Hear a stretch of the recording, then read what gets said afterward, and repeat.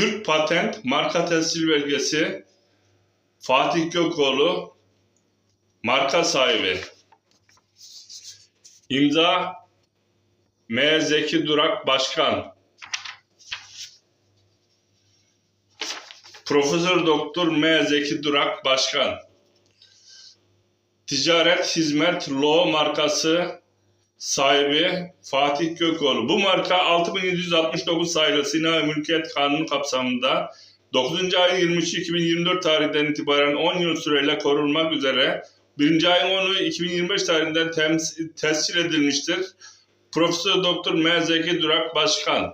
Law internet sitesi sosyal platforma dayalı yenilikçi bir ekosistem.